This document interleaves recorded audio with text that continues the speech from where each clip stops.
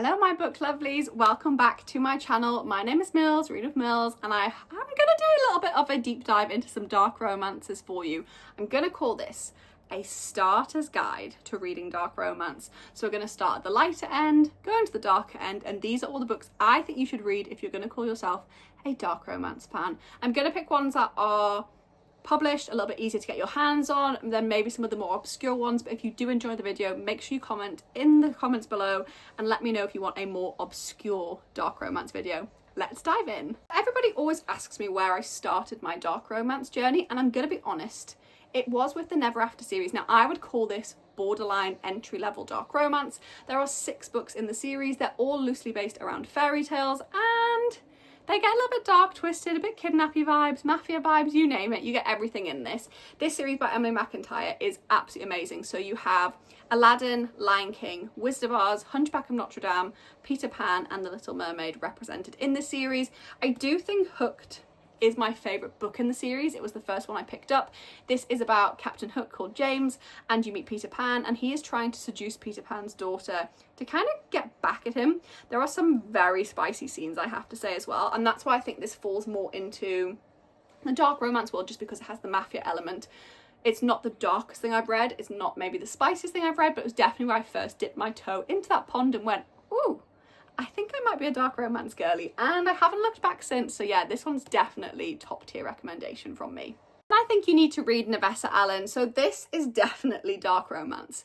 You have a stalker vibe, but you have humour as well. So Lights Out by Nevessa Allen is the first, and then Caught Up is the second in the series. In the first book, you meet a trauma nurse called Ali, and she scrolls online, especially on TikTok, looking for masked men. And there are certain masked men that she likes, and he's called Josh, but she doesn't know he's called Josh because obviously he's wearing a mask. He's got a certain name online, and she leaves him some really thirsty comments. I'll have to see if I can find one. So the second book I think you should read to really enter the dark romance world is Lights Out by Nevessa Allen. You also have Caught Up, which is the second in the series. In the first book, you meet a trauma nurse called Ali who scrolls online looking for masked men, and she finds Josh. Now, of course, she doesn't know Josh is Josh. She thinks he is this masked man online. She doesn't realise she knows him in real life potentially, and she leaves him some thirsty comments. At one point she comments, "That could be my room. That looks like my comforter." And that's because it is. He is a stalker through and through. He becomes a little bit obsessed with her, starts to stalk her. She has a cat called Fred, and the cat doesn't get harmed, but the cat is definitely involved in the book, and I love it so much. So yeah, I would say this is another great one to read.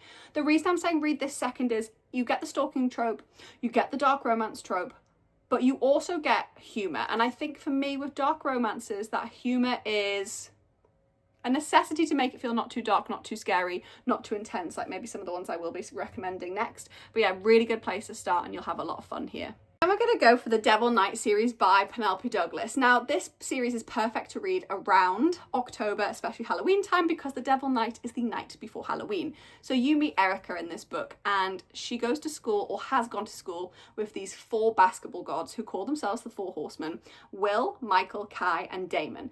And they are like the rulers of this school. And they come back on the Devil's Night to wreak havoc on their town. And when I say wreak havoc, these boys aren't egging someone's house, they're not throwing toilet paper, they are doing some pretty misdemeanor things, like some stuff they could go to prison for, and that's exactly what happens. 3 of the boys end up in prison, and they blame Erica for that. So fast forward a couple of years, they're out, they're now seeking revenge on her. This is dark, it's twisty, you get your dark romance with revenge. You really want to hate certain characters that you may end up loving. Out of the 4 guys, everybody has a preference. Mine is Kai. There is just something about that broken guy. I just love him so much. But you will have a preference. Most people's tends to be Damon. And when you start reading the book, you're like, it's never going to be Damon. I promise you it could happen. But yeah, this is a really good place to go, especially because we're now in August. We're leading up to kind of some of our more autumnal reads. So this is definitely a perfect one to get on your TBR if you haven't yet read it. There are 4 books in the series and 2 novellas. I recommend getting the novellas. So the first novella you read in between book 3 and 4. It gives a little bit more background information. And then the second novella you read after you finish the main series. And it kind of gets the gang back together and rounds the series off nicely. I know some people aren't fans of novellas, but it's a big yes from me. Then we have the Ruinous Love trilogy by Bryn Weaver. I love this author. She once commented on one of my videos that she loved my voice, and it made me love her even more. I was like, I don't have the nicest voice, but if you like it, I'm going to take that as a compliment. This book series is a trilogy. It follows 3 guys who are brothers. They are Irish, so you have Rowan, Lachlan and Finn, and they are somehow involved in serial unaliving one way or the other. I would say this is quite dark and twisted, but the humour keeps it so light and fun that, again, if you're newer to the dark romance category, you're definitely not going to find this one too much of a struggle to read. So I do think it's a really good one to start with. In the first book, you meet Rowan and Sloane. They both are very into unaliving bad people and removing them from the world, and they start this competition. They're given a location, they turn up, and they have to find who the bad person is and remove them from the world, and whoever does it first wins. There is some accidental cannibalism that happens in this book. The trigger list, I have to say, let me see if I can show it to you. The trigger list is a hefty one. Like, that goes on for a few pages. So what I would say of all dark romance books is do check your triggers. And the one thing that made me love this book more than anything is the chapter by chapter playlist. So a lot of dark romance authors I've known do playlists in their book, but there's like 9 to 10 songs. This is like the perfect way of doing it. You get chapter by chapter playlist. I listened to it, which I don't normally do, whilst reading, and it really increased that reading experience for me. So yeah, each book follows one of the brothers, and they're just fun, easy reads, but they do have dark elements. I have to say as well, I don't know if I'm ever going to look at things like Cookies and Cream the same ever again. It makes you in your throat reading some of the scenes. That is the only problem. Then I want to introduce you to Morgan Bridges. This duology, the Possessing Her duology, you've got Once Your Mine, which is the first in the series, and Now Your Mine, which is the second. There is something addictive about this series. You're not going to want to put it down. So you meet the main character in this book. Her father has been put on trial for killing his secretary, and he's pleading not guilty. Like, he's saying he didn't do it, someone set him up, and he's adamant that he did nothing to the secretary. Like, he loves his secretary. And he gets a not guilty verdict. The problem is the prosecution lawyer is not happy with that not guilty verdict. He's like, this man is guilty, I know it. And he's a bit of a naughty guy, let's just say. He takes the law into his own hands when he doesn't win in the courtroom. He literally goes and kills this girl's dad. And then he starts to think, maybe I've made a mistake here. So he starts to stalk her, involve himself in her life, walk into her life, try and get into a romance with her, and it may all come to a head at the end of the first book on such a cliffhanger that you need to dive straight into book 2. Morgan Bridges is probably a lesser known dark romance author, but these have been picked up by a traditional publisher, really easy to get your hands on, and are absolutely amazing. Like, once you read these, you're going to think about them all the time. Now, this is where I'm struggling. I've got 3 series to talk about left. One's a duology, one's a completed 6-book series, and one's a 5-book series with a novella that we know we're getting a new book for. I can't determine which one is the darkest out of all of them. They all sit in different levels of darkness, different vibes.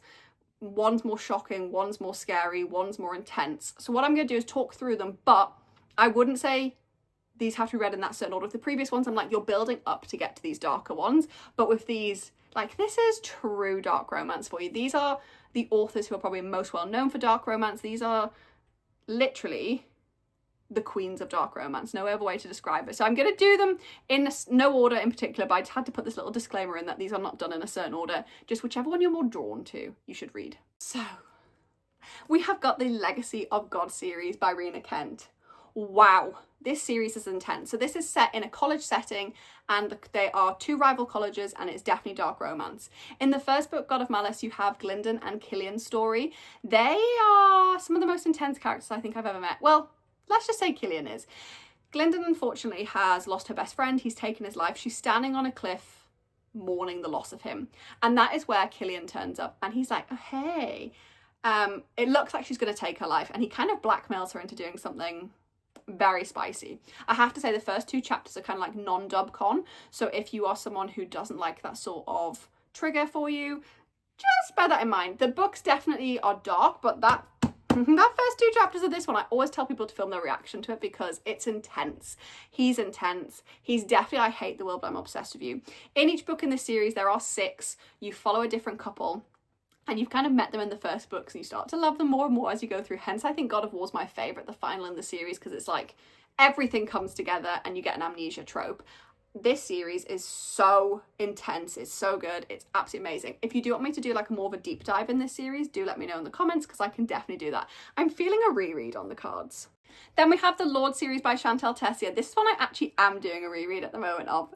which is really naughty of me because I don't normally do rereads, but I needed to enter this world again. We have a brand new book coming out in January from this author, and it's been a while since I've read them, and I just wanted to go back into the world. So this follows a secret society called the Lords. So they go off to college, these guys who are they're from affluent families, their fathers are very important, they are also lords, and they sign their lives away. They literally sign on the dotted line that they will be a lord for life and the only way out is to be killed. Literally. I don't know if that, can you count that as a way out as well? I honestly don't know. In the first book, you meet Riot, and it's his journey to become a lord. So he's had to be celibate for the last 3 years, I believe. And once he's kind of proven himself, like I'm saying, celibate is the worst thing. He's unalived people, he's interrogated people, he's traumatized people, but the celibacy seems to be the biggest issue to Riot. Of course it does. We know what he's thinking with. And he's given a chosen one. So his chosen one, they're meant to serve and obey him, and he'll protect and own his chosen one. And that is Blakely.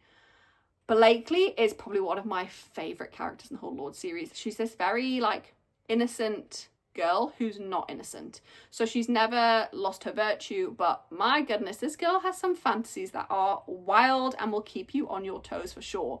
And it's their story involving her ex Matt, who is trash. Once you meet Matt, you're going to realise my annoyance towards him. But yeah, I'm so glad to be back in this world. It is such a good world to be in.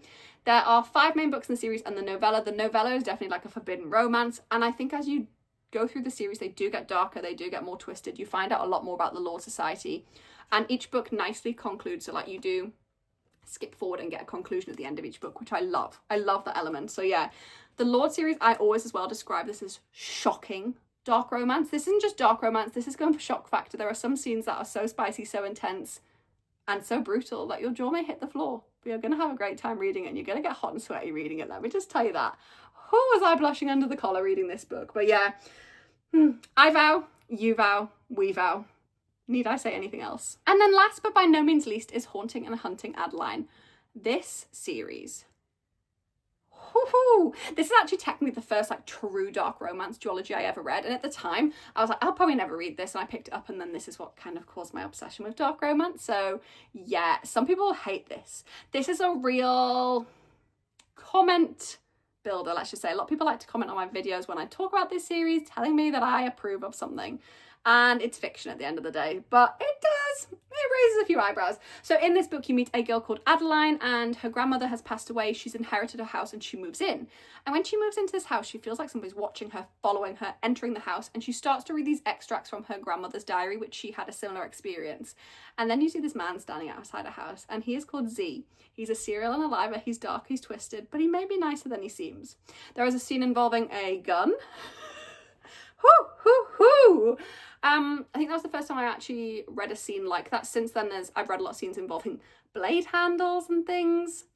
Just gonna say Wolf by Paisley Hope has some scenes like that involved. But yeah, the gun scene was intense the first time I read it. The second book is definitely darker than the first as well. I think the first book kind of eases you into dark romance. The second book takes you on a journey that some people don't survive. So definitely read the first one and then grab the second one if you did survive the first. But yeah, there's something about this series that is so addictive. There's a lot of novellas around this series as well, but I started with the duology and then I went and read the novellas after. So if it's something you've been umming and ahhing, definitely start with the series. So we've reached the end of the video. That is my entry level to dark romance. If you've read all of those, you're in the right place. You're in the right place. I'm a big dark romance fan. If you enjoyed it, make sure you hit the subscribe button and hit the bell so you're notified when I post in the future. And if you really, really enjoyed it, let me know in the comments, because I'm thinking of maybe doing a taboo one as well, because obviously dark romance can be taboo. And also if you want me to do a bit more of an indie dark romance, so maybe some of the books are a little bit less known or harder to get your hands on, do let me know in the comments. And I'll see you guys next week. Have a lovely Saturday. Bye guys.